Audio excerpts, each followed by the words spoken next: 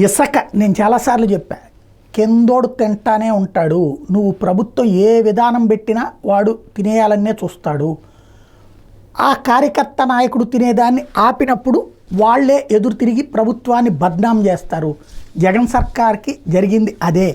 జగన్ సర్కార్ని నాశనం చేసిన వాళ్ళలో సొంత కార్యకర్తలే అధికం ఇసుక వ్యవహారంలో. ఎందుకంటే కార్యకర్తలను తినేయలేదు, ఒక ఆర్గనైజేషన్కి అప్పచెప్పడం వల్ల ఆ ఆర్గనైజేషన్ వాళ్ళు గవర్నమెంట్కి 750 కోట్లు ఇచ్చారు.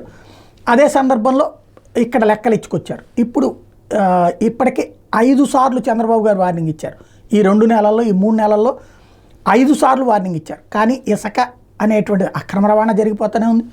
ఇసుక రేట్లు దోల తీరిపోతూనే ఉన్నాయి. అంతకుముందు రేటు పెట్టి వసూలు చేసిన దానికంటే ఇప్పుడు ఉచితం అని చెప్పి వసూలు చేస్తున్న రేటు ఎక్కువైపోయింది అన్నటువంటి ఆగ్రహమే పెరిగిపోతుంది. స్టాక్ పాయింట్లు ఖాళీ అయిపోయినాయి, కొత్త పాయింట్లను కలెక్షన్ చేయాలి.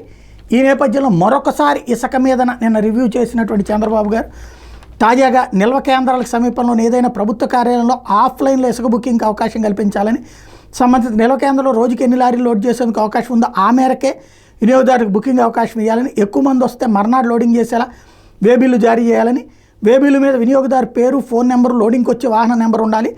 వేబిల్లో పేర్కొన్న తేదీ సమయం ప్రకారమే లారీ స్టాక్ పాయింట్ దగ్గరికి అనుమతించాలి. వేబిల్లు లేనివి స్టాక్ పాయింట్ దగ్గరికి రాకుండా పోలీసులు నియంత్రించాలి. ఇది తాజాగా ఆయన ఇచ్చినటువంటి ఆదేశాలు. బట్ గ్రౌండ్ లెవెల్లో సాధ్యమవుతుందా అంటే మన నాయకులందరూ దూరంగా ఉంటే సాధ్యమవుతుంది. అదేం జరుగుద్దో చూడాలి.